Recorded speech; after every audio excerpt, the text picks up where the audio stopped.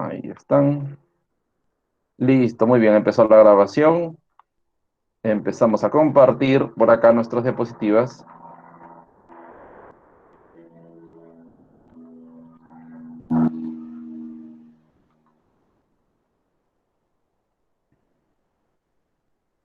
Muy bien, correcto, señores. Acá están nuestras diapositivas. Buenas tardes, ¿qué tal? Empezamos hablando entonces acerca de la literatura contemporánea.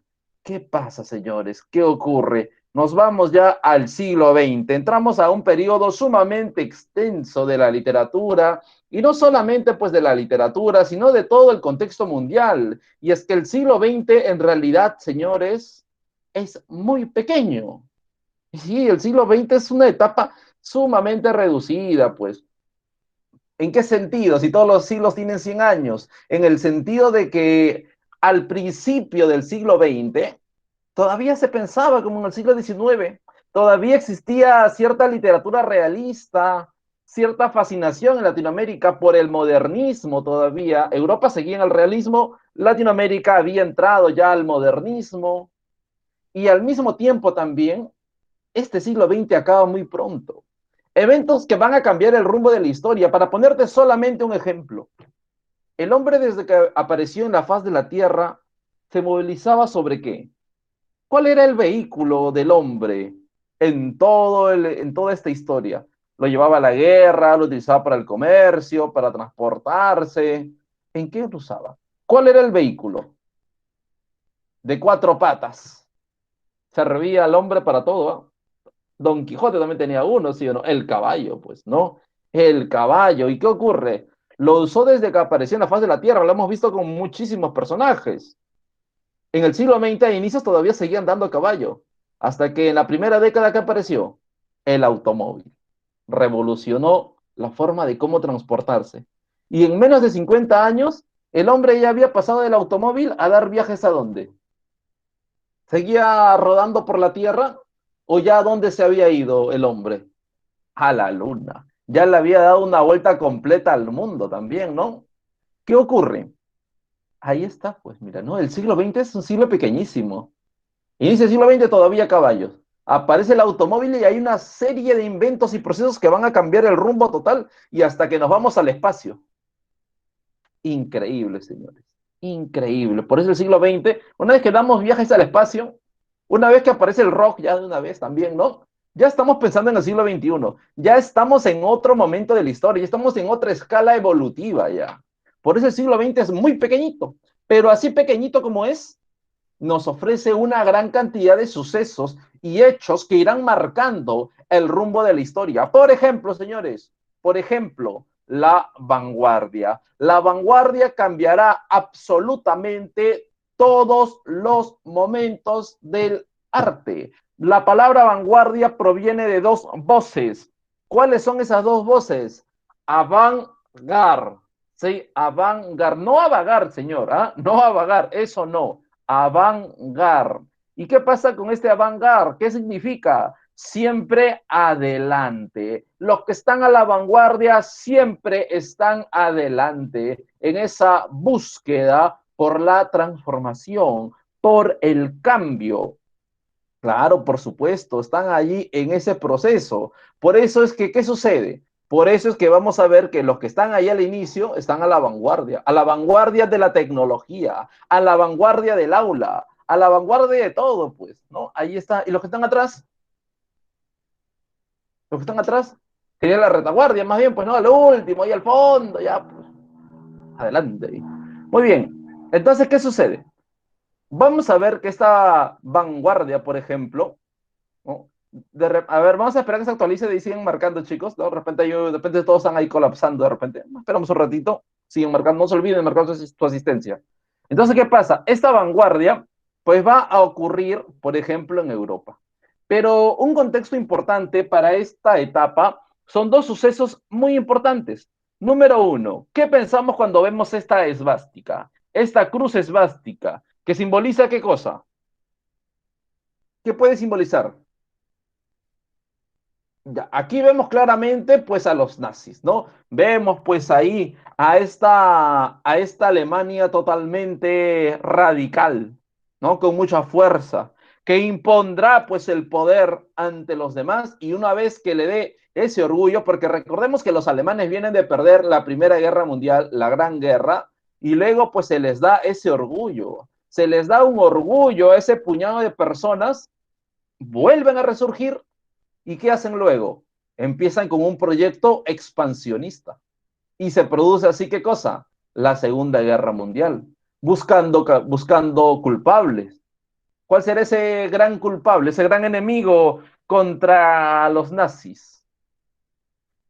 Los judíos. ¿Sí? Los judíos pues les tocará pagar los platos rotos prácticamente, ¿no? Y ahí está, pues, ¿no? Aparece la Segunda Guerra Mundial.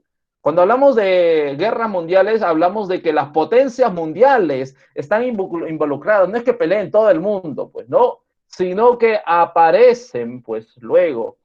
Los judíos son los dueños del mundo. Es que, ¿qué sucede? Pues en estos momentos en la Segunda Guerra Mundial no es que manejen un cierto poder, simplemente que aparece por una cuestión de racismo, una cuestión de fe. Recuerda que las guerras se producen por dos motivos, por territorio o por religión, ¿no? Por un dios, ¿no? Entonces no importa el credo aquí, aquí lo que importa es ganar, buscar, por terreno, por tierras o por religión. Profesor, por el poder cae en ambos casos el poder siempre va a prevalecer. Entonces, ¿qué sucede? ¿No? Empezamos ahí pues a hablar de un grupo que va a ser casi exterminado y luego aprenderá a resurgir también, ¿no?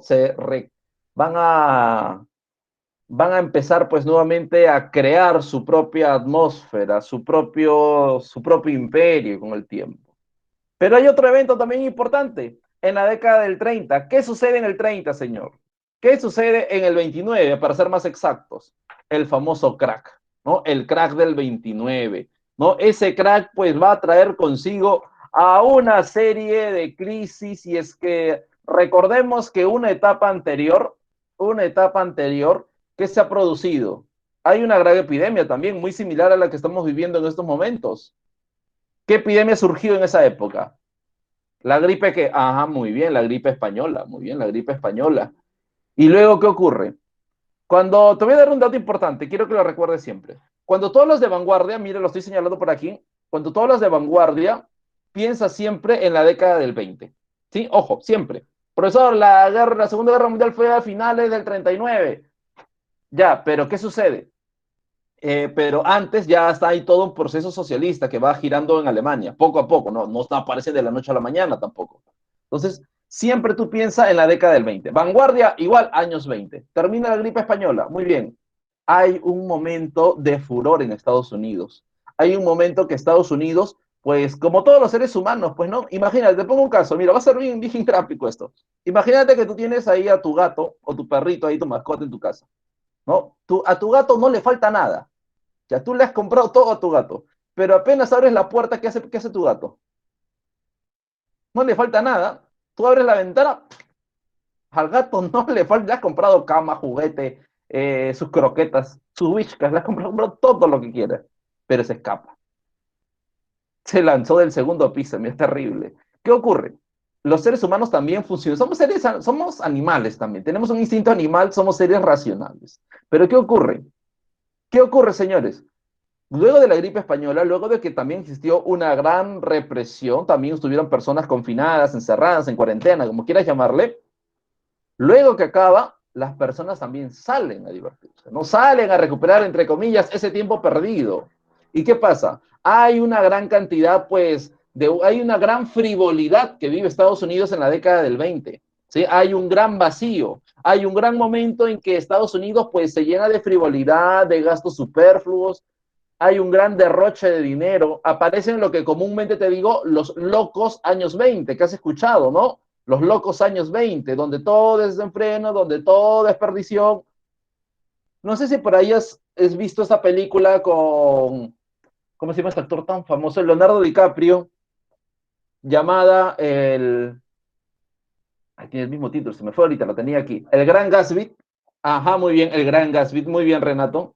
que es una novela escrita también durante este periodo y habla justamente de todo ese desenfreno, de toda esa frivolidad que vive Estados Unidos en los años 20. Un Estados Unidos que está empezando a construirse, que está empezando a hacer las carreteras, pero también está el Charleston, está la música, está el ruido, está la importancia, pues, ¿no? De sentirse, de tener ese poder por cualquier motivo. En el caso de Gatsby, pues es el caso de un amor, pues, ¿no? De Daisy. Es una novela, es una película ambientada en el 2006, si no me equivoco, perdón, recreada en el 2006 o vuelta a filmar en el 2006, pero en sí es una novela propia de la vanguardia, es de Francis Scott Fitzgerald, ya que lo vamos a ver en breve. Entonces, luego de toda esa década de derroche viene la gran crisis, viene la gran caída, ahí viene esa gran depresión. Otra película muy importante, una película que todos hemos visto, no lo niegues. ¿Qué ocurre? Titanic. ¿Te acuerdas? La última escena, una de las últimas escenas, ¿no? Está Rose, pues, ahí en la cubierta, ¿no? Y ella va contando, ¿no? Que aparece este tipo. ¿Cómo se llama este tipo? ¿Cómo se llama este tipo ahí, el creído, el estirado? No, no, no, el otro, el otro. No, el otro, el que era banquero, el que era el novio de Rose. Ya, su flaco, más rápido. Más rápido, ya. Muy bien, Renato. Entonces, ¿qué dice ella, no? Ella dice que la fue a buscar, pues no, dice, no, señora, acá hay pasajeros de tercera clase. Y Rose cuenta, ¿no? Que lo vio y se escondió. Dice, esa fue la última vez que lo vi. Luego supe por medio de un diario que se suicidó debido a la crisis del 29. Eso es lo que dice ella en la película. Ahí está, pues. Grandes banqueros, grandes negociantes, hombres de fortuna que supuestamente tienen toda la vida resuelta debido a una gran crisis. ¿Qué hacen? Esas personas que viven esa elite ahí en lo alto no van a soportar convertirse pues en hombres normales, pues que tengan que trabajar y demás. ¿Qué hacen? Se suicidan, se quitan la vida. Estados Unidos pasó por su peor crisis, nunca antes vista. En el 2009 hubo otra crisis, no tan grande, pero así como teníamos aquí el jueves negro, del 29, ¿no? La gente decía el lunes negro, el martes negro, ya toda la semana era y hacía. No, terrible, pues no, no puede ser. Además fue una crisis suave comparada con la del 29, viernes 13. Oye, sigamos, sigamos, señores. Ya conocemos el contexto, ahora vamos a la vanguardia. ¿Qué ocurre en la vanguardia, queridos amigos? En la vanguardia nosotros vamos a encontrar a distintos ismos. Ismos de vanguardia. No hay que entender a la vanguardia como una unidad, hay que entender a la vanguardia como un conjunto, ojo, como un conjunto. Chicos, no, pues tengo una opción medio extraña. ¿Ustedes me logran ver? ¿Sí? He puesto pantalla completa, creo. Así me ven. Ah, perfecto, perfecto. Entonces, ¿qué ocurre? Estamos viendo aquí, pues, que existen una gran cantidad de ismos, los cuales van a permitir, ojo, escúchenme, van a permitir crear esa escuela, la vanguardia. Ahí vienen varios sismos, varias escuelas, también se le llama temas de vanguardia, los cuales se van a caracterizar por algo en especial. Por ejemplo, tenemos aquí número uno, el culto a la máquina. Culto a la máquina, a la tecnología. Tú te preguntarás, pero profesor, ¿qué tipo de tecnología puede haber en esa época? Hay muchas. De hecho, la gran tecnología que conocemos hoy empieza allí y que luego se va mejorando, se va reinventando y llega pues hasta el día de hoy. Por ejemplo, el automóvil. Por eso yo tengo un Porsche, me voy a comprar un Porsche, claro, pero empezó con el automóvil que iba apenas a 10 kilómetros por hora. ¿No? Así iba el primer automóvil. Tú te ponías a correr al costado y tranquilamente pasabas ese auto. Pero ya era, pues, ya era un invento. ¿No? Los famosos Zeppelin. ¿Has visto el Zeppelin? Esos Zeppelin son así como el globo aerostático, pero ovoides, ¿no? Ovoides. Y todo ese gran globo ovoide, pues ahí habían gases, sobre todo el helio, ¿no? Que impulsaba, y abajo una pequeña cabina, ahí viajaban las personas. En esa pequeña cabina se decía que ese iba a ser el invento del futuro. Pero ¿qué pasó? Se caían, explosionaban, caían, una pequeña chispita con tanto gas que hay ahí, mueren todos, pues. Mueren todos los pasajeros. Entonces, otro fue el invento que se mejoró. ¿El avión, profesor? No, el aeroplano. El aeroplano, que también habrás visto que viajaba una o dos personas, los más modernos llevaban dos, uno atrás, un copiloto, pasó a convertirse perdón, pasó a evolucionar. Y ya tenemos el avión comercial, por ejemplo. Claro, muy bien, correcto. Muy bien, Jesús. ¿Te das cuenta? Hay muchos inventos. Y los poetas futuristas de este momento elogian a la máquina. le cantan a la tecnología, le cantan al automóvil, al Zeppelin, a la locomotora que ya había existido, pero que empieza a tener otros matices, al tranvía, al aeroplano, cambia. Recordemos por ahí pues a la famosa Oda al automóvil de Marinetti, de Tommaso Marinetti, Filippo Tommaso Marinetti. Es como si tú el día de hoy pues le hicieras una oda, o sea, un poema de alabanza a tu laptop, a tu smartphone, a tu smart TV, pues no, a cualquier uso, a cualquier artefacto tecnológico que te permita pues avanzar y crear y llevarte a lugares inimaginables. Claro, ¿por qué no? Le has hecho una oda a tu gato, ¿por qué no a la tecnología? No, ¿por qué no? Tenemos también el cubismo. El cubismo es una representación que no solamente se dará en la pintura, como estamos viendo. En la pintura tiene pues las líneas convexas que irán trazando ciertas figuras geométricas y así se representará no solamente paisajes o no solamente pues pinturas abstractas, sino también a seres humanos.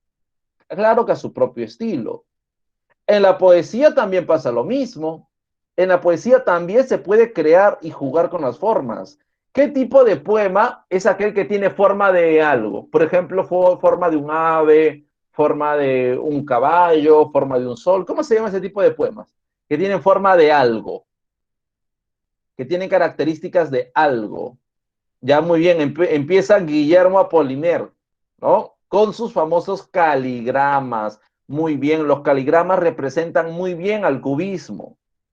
Tenemos el expresionismo, por ejemplo, tenemos estas pinturas de Van Gogh que juega con lo absurdo, lo irracional, lo ilógico. Eso es el expresionismo, señores. Aquello que no puede pues concebirse de una manera en particular, lo que responde a esas fantasías.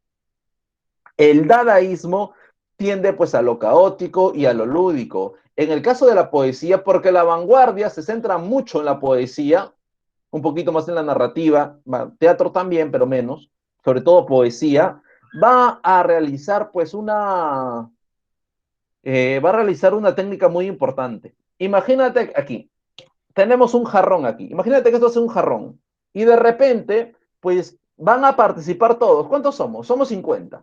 De los 50 que somos, imagínate que cada uno pues escribe en una pequeña línea de papel, un pedacito, en un post-it cada uno, y vamos colocando ahí cada uno pues un pequeño texto. Lo movemos muy bien, ya movemos muy bien, y luego de ese frasco pues vamos sacando el primer poema, perdón, el primer verso. Todos escriben un verso nada más. Y conforme vamos colocando, van quedando, ya tenemos un poema. Ese sería un poema dadaísta. ¿Por qué, profesor? ¿Por qué hacen así? Porque están jugando, están creando, están innovando. Y esta creación, dadaísmo, imita al balbucear del bebé. ¿No tú has visto a los bebés cuando están empezando a crecer, ¿no? Como que hacen un dadeo, un balbuceo, y eso representa al poeta. Pero, profesor, el poeta ya sabe hablar. Sí, pero está experimentando, está aprendiendo a qué? A escribir. Entonces el dadaísmo tiene ese aprendizaje de la escritura, por eso nos habla de lo lúdico. Lo caótico, claro, caótico en el sentido de que no hay un orden exacto para el poema, va saliendo pues al azar, y va saliendo al azar, no hay ningún orden especial. El surrealismo, por otro lado, juega mucho con el mundo onírico, con la escritura automática. El surrealismo tiene que ver mucho con la influencia del psicoanálisis de Sigmund Freud. ¿Quién era Freud? ¿Cuál es el aporte de Freud a la humanidad? ¿Creador de qué? Del, Inconsciente. del psicoanálisis, ¿no? El inconsciente o subconsciente pues aparecerá ya luego en esta teoría, ¿no? ¿Qué sucede con Freud? Freud, ¿no? Padre del psicoanálisis, pues va a someter a esos pacientes a una sesión de hipnosis en la que consiste en explorar el subconsciente humano. Es decir, que te empezamos pues a hipnotizar, tus párpados están pesados, pero no para que te duermas y actúes como un mono, como una gallina, como un gato, no, sino para que te duermas y empiezan a explorar en ese subconsciente y encontrar en qué fallamos, qué sucedió, porque según el psicoanálisis nosotros no olvidamos nada, todo está guardado ahí en pequeñas carpetitas en alguna parte de nuestro cerebro. Por consiguiente, si algo define nuestra personalidad de esta u otra manera, es porque algo nos sucedió, algo ocurrió, y por eso actuamos de esa manera. No olvidamos nada, está ahí. Los famosos traumas. Muy bien, Isabela. Hay una película muy importante, no sé cuántas irán ya, pues hay varias, ¿ah? O sea, toda una secuela. Muy conocida, Efecto Mariposa. ¿La han visto? Efecto Mariposa con Aston Kutcher, ¿no? ¿Cuántas hay? ¿Uno, dos, tres, cuatro, cinco? Son tres nada más. Ah, ya, estamos bien, estoy bien, entonces, estoy bien. Pensé que eran más. Entonces, ¿qué sucede?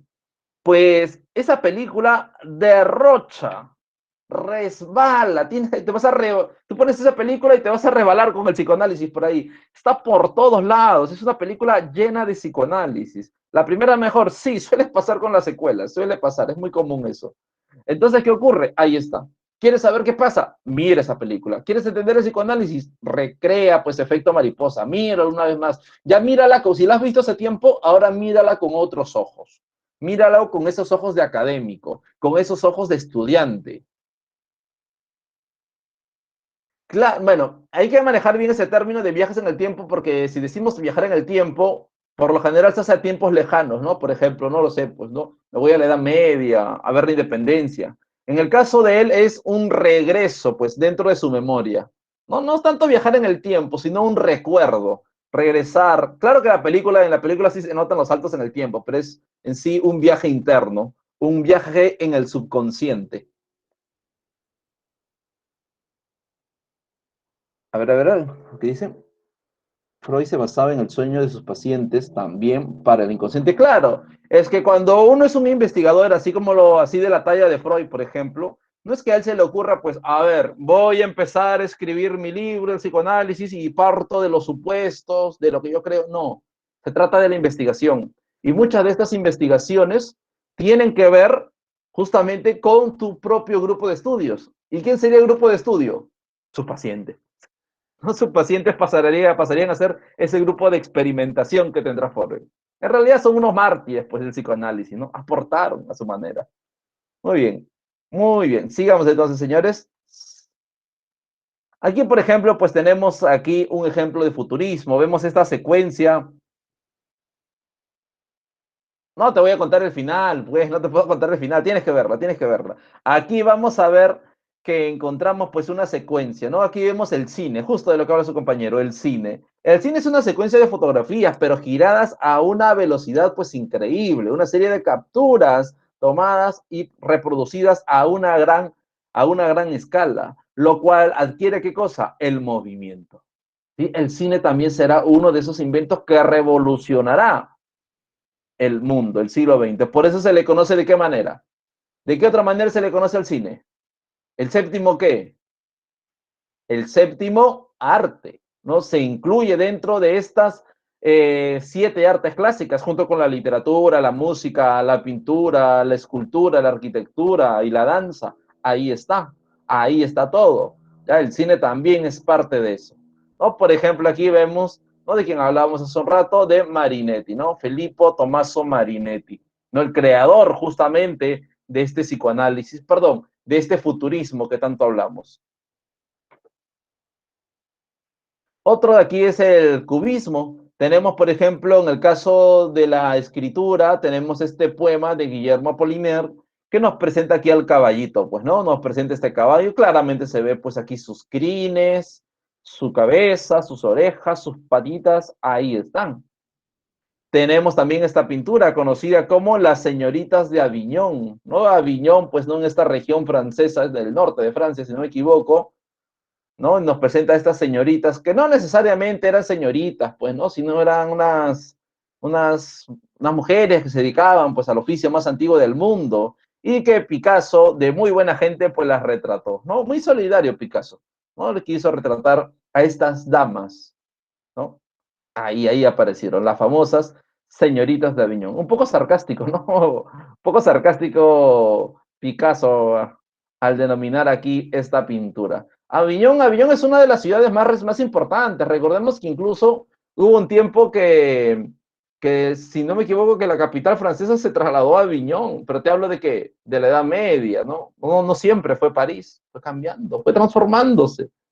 La historia de Europa es muy interesante, cambia muchísimo, ¿no? Ahí vemos las señoritas de Aviñón.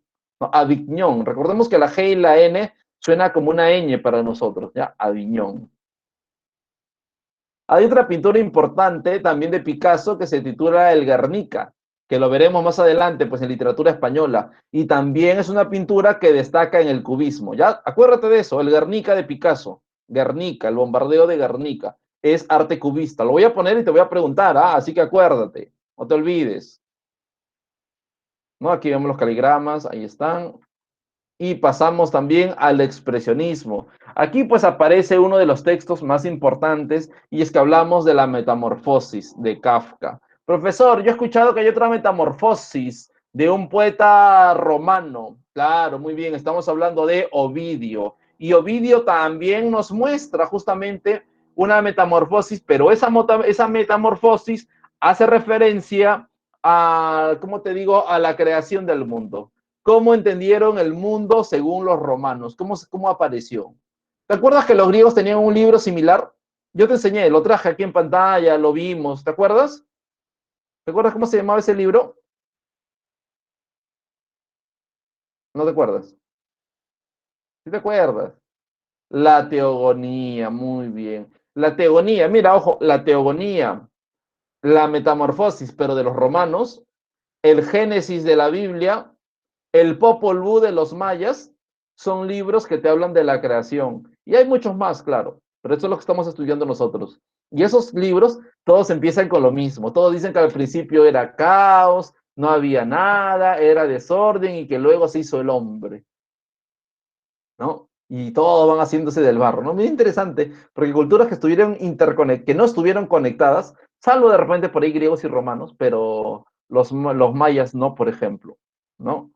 Te narran casi similar, ¿no? Muy interesante estudiar estos textos antiguos.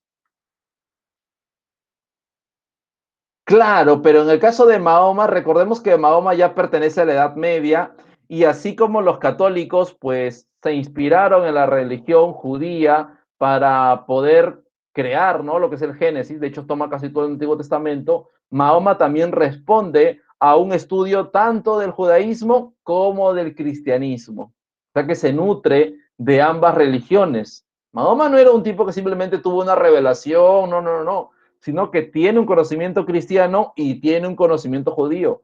Profesor, ¿cómo podemos saber eso? Por sus textos, porque en los textos hace referencia. Es como cuando te expliqué de Dante Alighieri, ¿te acuerdas? Dante era un hombre muy culto, impresionante. ¿Cómo sabemos? Porque en sus textos hace referencia a mucho conocimiento adelantado a su época. Conocía todo, ¿no? ¿Dónde está? En la Divina Comedia, en la Vida Nueva, de la lengua vulgar, en la monarquía. Ahí aparecen, ahí esas referencias totalmente eruditas. Ahí dices, sí, no había internet en esa época. No es que simplemente se sentó y escribió, él había leído ese contenido. Mahoma es igual. Mahoma también conoce fundamentos del cristianismo, fundamentos del judaísmo y propone, ¿no? Por medio de una gran revelación, ¿no? La famosa Égira, ¿no? Su salida desde Medina y funda, pues, ¿no? Esta nueva religión que es el Islam. Muy bien, interesante. Luego vemos el dadaísmo del que habíamos comentado, pues, ¿no? De esta experimentación. Mira, ahí encuentras, ¿qué cosa? Trozos de papel arrojados en un cántaro y que luego se van sacando estos textos al azar, van saliendo y van experimentando y van formando nuevos conceptos, ¿no? Como te dije, un juego prácticamente. Lo podemos experimentar entre todos. Podemos encontrar ahí algo nuevo, ¿no? Por ejemplo, dice, mira, coja un periódico, coja unas tijeras. Escoja en el periódico un artículo de la longitud que cuenta darle a su poema. Recorte el artículo, recorte enseguida con cuidado cada una de las palabras que forman el artículo y métalas en una bolsa. Agítela suavemente. Ahora saque para recorte uno tras otro. Copie concienzudamente en el orden en que se hayan salido de la bolsa. El poema se parecerá a usted. Y es usted el escritor infinitamente original y de una sensibilidad hechizante, aunque incomprendido del vulgo.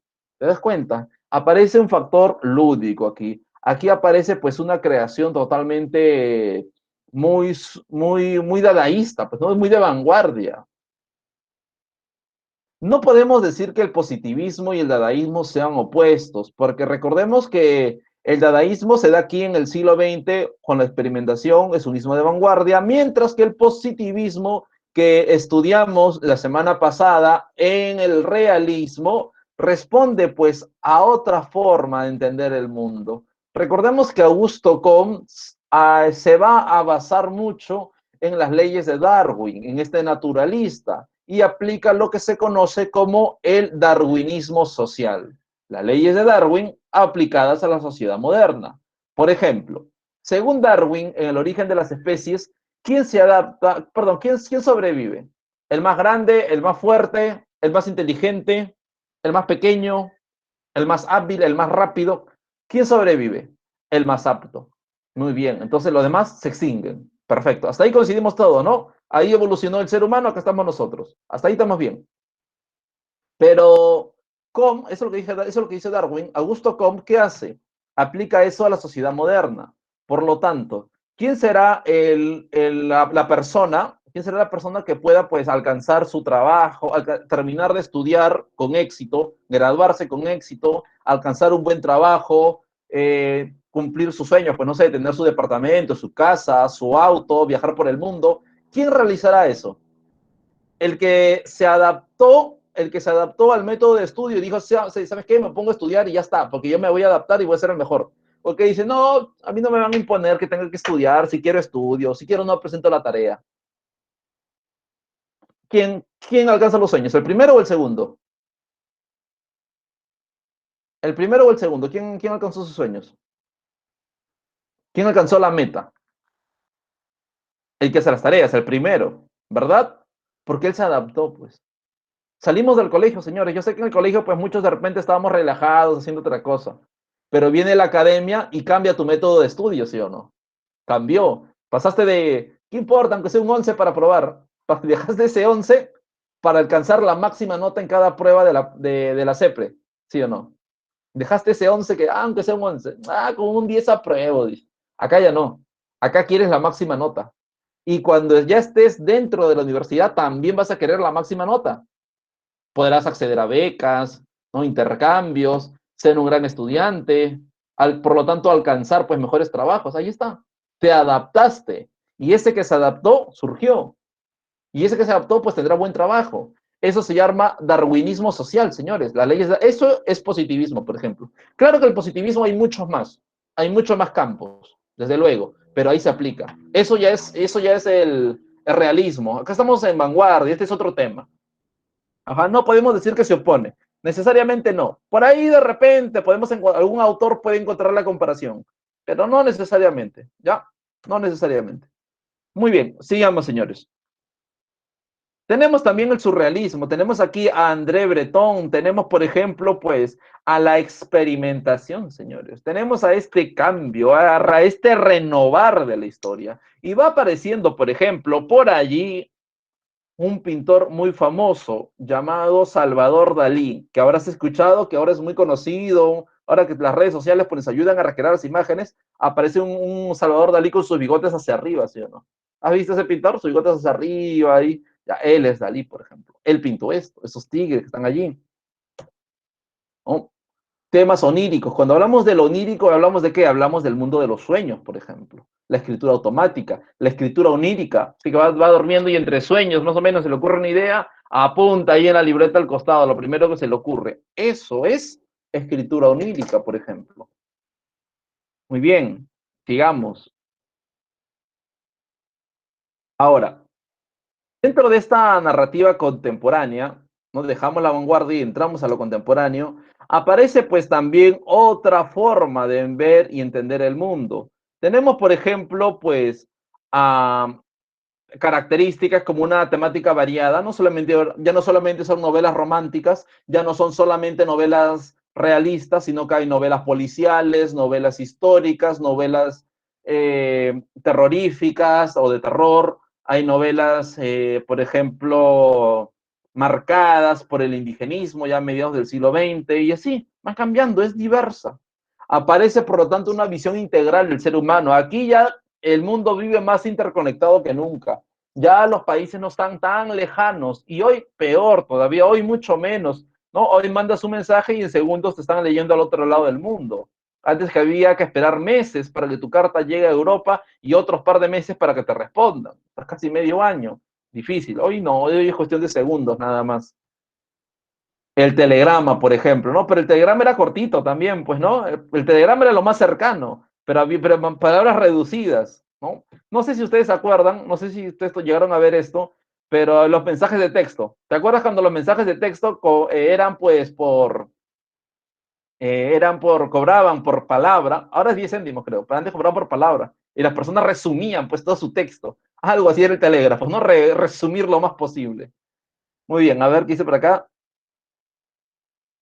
Claro, en esa época sí, pero la única forma era verlo ahí presencialmente. El fax es otra cosa, el fax es un invento que en la década del 60 emitían o imprimían pues cada una de esas hojas 15 minutos cada hoja. Es como si tu impresión saliera, una hojita demorara en salir 15 minutos, que para su época también pues era lo máximo, ¿no? O sea, le llamaban el mago a algunos, porque wow, era magia, envía páginas por teléfono.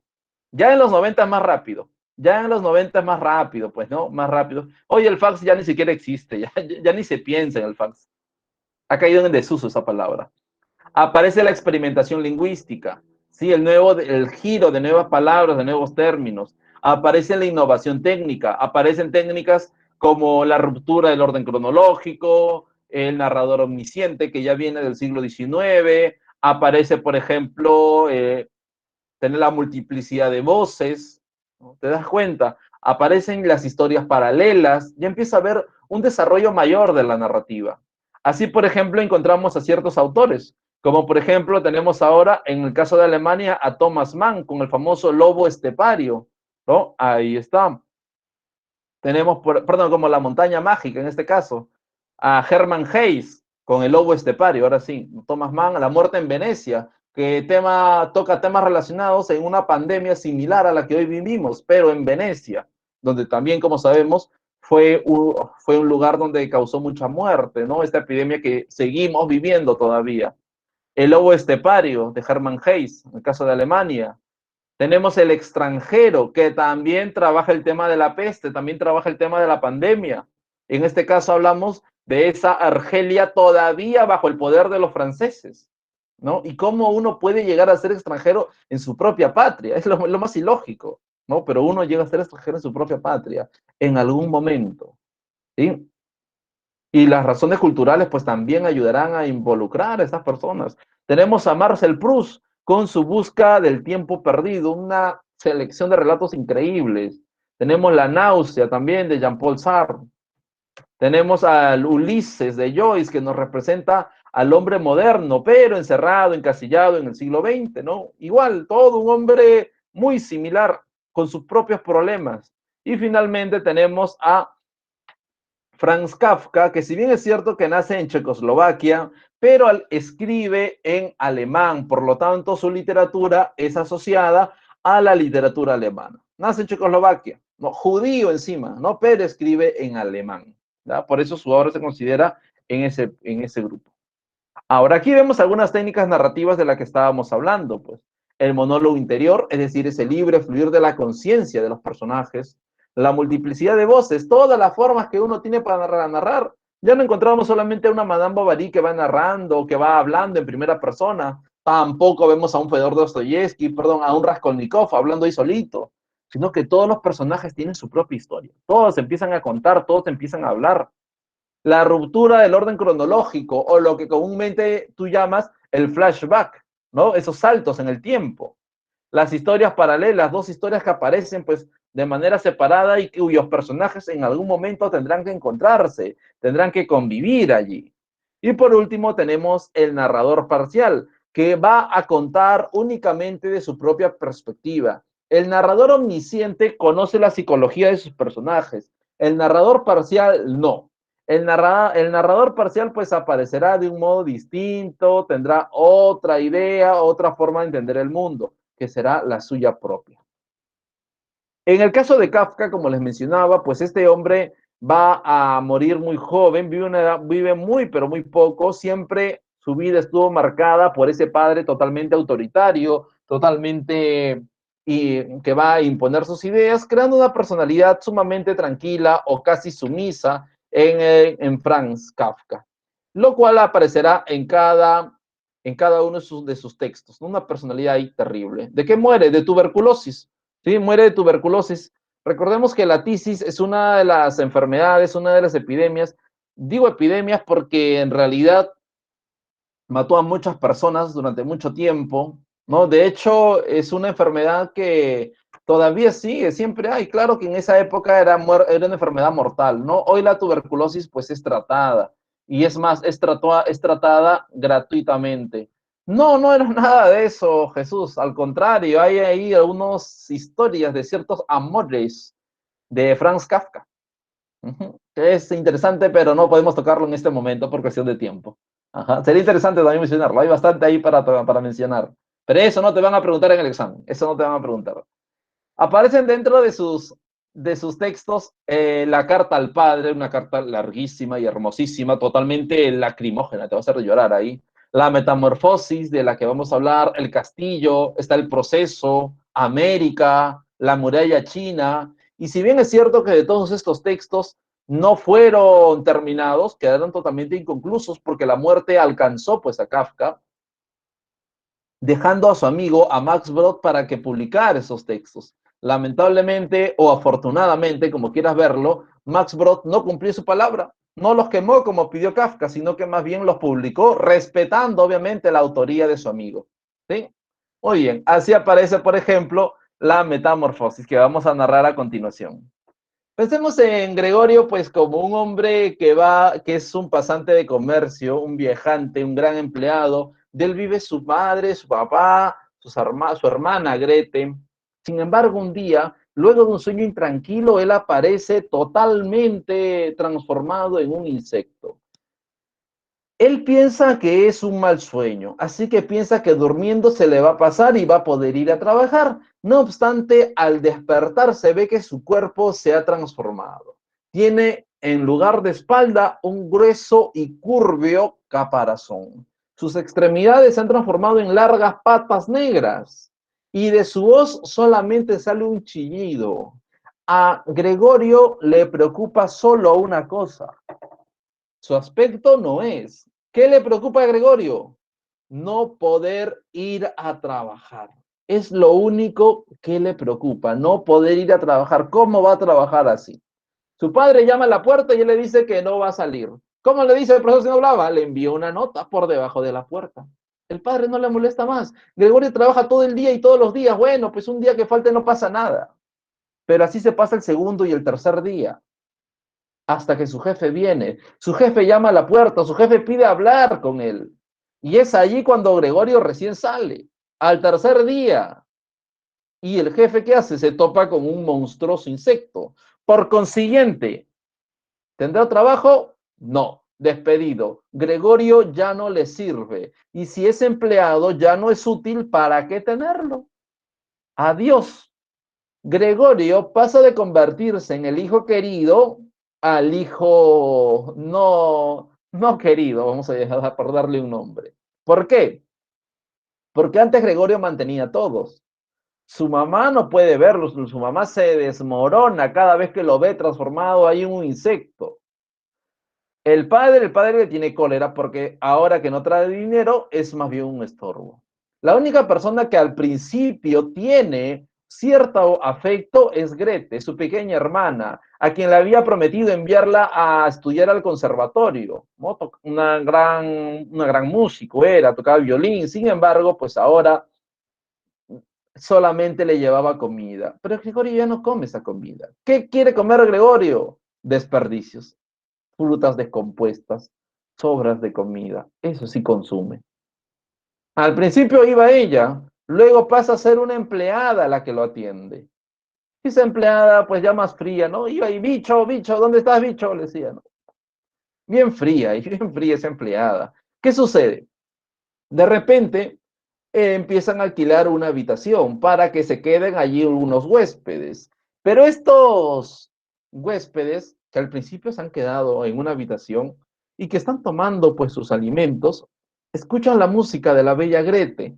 La familia, Gregorio hace mucho tiempo que no escuchaba tocar este instrumento a su hermana, así que se asoma. No lo ven, se asoma un poco más, hasta que para su mala suerte los inquilinos lo observan y salen horrorizados, terrible, horrorizados. No pagan las cuentas, se van, están indignados, están viviendo con un monstruo y se marchan.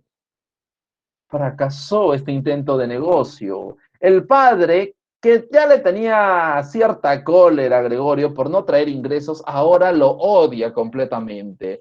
No nos traes dinero y ahora nos haces perder dinero. Lo golpea, le arroja una manzana, o esa manzana se incrusta en su duro caparazón.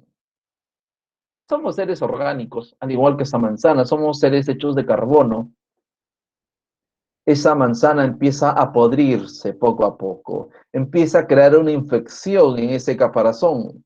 Y una noche, Gregorio escucha la conversación de su familia. Su familia está desesperada, no por Gregorio, sino por qué hacer para poder sobrevivir. ¿Qué podemos hacer? Gregorio es un estorbo. Gregorio no sirve para nada. Gregorio es un atraso para esta familia. Gregorio escucha todo eso y desea con todas sus fuerzas de insecto morir. Prefiere estar muerto.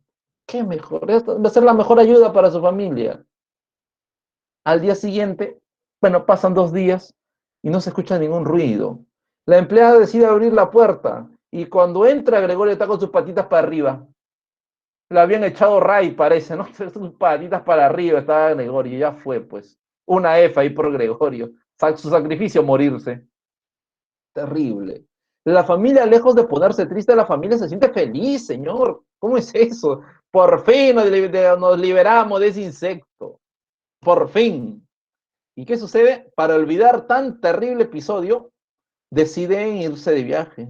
Pero al viajar notan que en esa hermosa primavera, la pequeña Grete se ha transformado en una hermosa señorita. La pequeña Grete también se ha transformado. ¿Cuál es el sinónimo de transformación?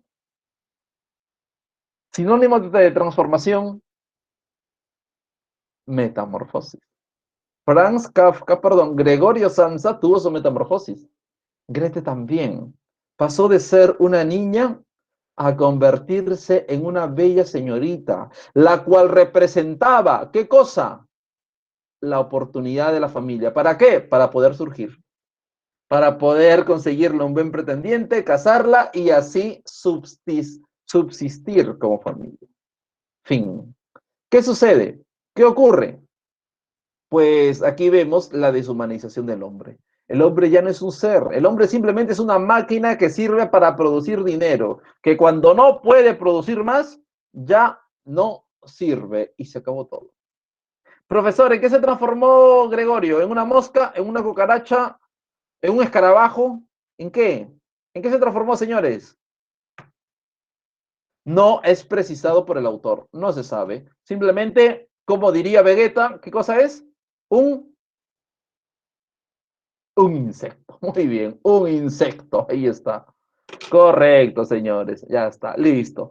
Sigamos pasando rápidamente a la famosa generación perdida. En esta generación perdida, llamada así porque fueron escritores negados para Norteamérica, negados para Estados Unidos, así que son una generación perdida para Estados Unidos, pero una generación ganada ¿para quién?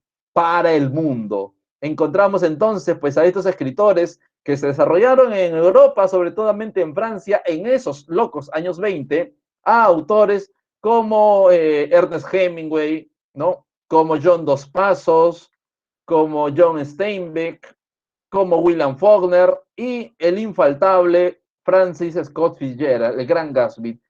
Profesor, me suena, el de la película, pues que comentamos hace un rato, ¿te acuerdas? El gran Gatsby. Mira la película, lee el libro, haz ambos, no vas a tener pierde por ningún lugar. Léelo, altamente recomendable. Dentro de este grupo, pues aparece justamente Ernest Hemingway, uno de los hombres que ha hecho absolutamente todo. Ha hecho todo este tipo. ¿Por qué? No, mira, fue chofer de ambulancia en la Primera Guerra Mundial. Fue reportero de guerra durante la Guerra Civil Española. Fue cazador de leones en África. Fue boxeador amateur. Ganador del premio Pulitzer. Ganador del premio Nobel. ¿Qué más? ¿Qué más hizo? Fue amigo de Fidel Castro. Venía de vacaciones a Perú. Sí, venía de pesca a Tumbes. O sea, lo hizo todo. O sea, hizo absolutamente todo. Por último, que ya no tenía nada que hacer, se tiró un balazo, pues no, carró esa escopeta. No, ¡plá! Se disparó. Profesor, así como Kurt Cobain. No, yo diría que más bien Kurt Cobain lo hizo como Ernest Hemingway. Ernest Hemingway lo hizo primero. ¿No? Ahí está, pues. Terrible. O sea, Hemingway lo hizo todo. ¿No? Y todo lo hizo bien también. Terrible, terrible. No, no, pues no vas a comparar, pues señor, no vas a comparar, pues Jesús, te me caíste, estamos bien Jesús, te me caíste, no hay comparación, no hay comparación, definitivamente. Sigamos. Vamos a hablar ahora acerca del viejo y el mar. Aquí encontramos una temática sumamente interesante, porque nos presenta a Santiago, este pescador, pues ese viejo pescador allí de Cuba, que al principio saldrá acompañado pues con un niño llamado Manolín. Pero como según la tradición, pues este viejo ya llevaba 84 días sin pescar nada, ni un pejerrey pescaba nada. Lamentablemente, pues decían que estaba salado. Los niños, los padres de Manolín le prohíben salir con el viejo. El viejo sigue yendo solo, el viejo sigue avanzando. Y lamentablemente, un día se hace a la mar solo. Se va solito y logra realizar una gran pesca. Pesca un merlín, o sea, un tipo de pez espada inmenso, gigante. ¿Y qué hace al pescarlo? No, bueno, ¿qué hace con él? Empieza a luchar con el pez, porque el pez se ve que es grande, él no lo ha visto. Y aquí entra una gran pregunta. El mismo viejo se dice, ¿no? Soy un hombre, soy un viejo pescando, luchando contra un gran pez. Ese pez sabrá que está luchando con un viejo. Y de repente aquí vemos un flashback, vemos un salto en el tiempo, una ruptura en el orden cronológico, y nos presenta otro momento de su vida, cuando él está en Casablanca, sí, allí en África, y recuerda, no en Casablanca de Estados Unidos, en Casablanca, allí en África, cuando él era joven y se convirtió en el hombre más fuerte del puerto, con sus 21 años, le ganó pues en este juego de vencidas, de fuerza, a Cienfuegos. Cienfuegos era el hombre más fuerte de toda Casablanca, de todo el puerto. Se dice que este juego pues duró toda una noche, toda una tarde y una noche. Los jueces, porque hay jueces en este juego, hacían pues turnos de 3 horas. O sea, hasta los jueces se cansaban de ver esto. Algunos decían, no, ya que se declara en empate, tenemos que ir a pescar. Así se pensaba. Este Santiago hay un salto en el tiempo. Finalmente logra vencer a Cienfuegos. Algo así lo recordaba. Finalmente logra vencer, logra capturar al pez espada y lo amarra a su bote. Pero en este forcejeo, esa herida que se había causado, más la herida del pez, la sangre, ¿qué cosa llama? Estás en el Caribe. ¿Qué llama a la sangre? Tiburones. Pues vienen tiburones y le dan una gran mordida a ese pez espada. Y hay, por lo tanto, más sangre. Llama a más tiburones. El viejo con su arpón, no sé lo que es un arpón, ¿no? Como una lanza más o menos, ¿no? Trata, pues, de matar a los tiburones. Por ahí hiere alguno. Pero viene otro y se muerde, pues ahí muerde el arpón y lo rompe. Se fabrica otro arpón, coges un remo, amarra un cuchillo bien amarrado y con eso intenta cazar a los tiburones. Igual se lo destrozan. Tú sabes que los botes, no sé si has tenido la oportunidad de viajar en botes, pero son así, pues no tienen una parte muy, como un ángulo, pero ahí tienen como unas puertitas, tienen como unos pequeños cajones, como una repisa más o menos. Repisa no, como unos cajones, ¿ya? Entonces, saca de ahí y saca una cadena a cadenazo limpio, tiburones así, ¡pah, pah, pah! Por donde sea, más o menos. Terrible el viejo, nadie puede con él, pues no, ni los tiburones. Bueno, ¿qué sucede? Igual los tiburones pues devoraron todo. Le dejaron al final la cabeza y el espinazo, nada más, para su chilcano, para que haga chilcano para todo el puerto. El viejo deja ya tirado su bote, el espinazo del pez y se marcha a su habitación. Al día siguiente todo el mundo se sorprende. ¿Qué pasó? ¿Y este gran pez de dónde salió?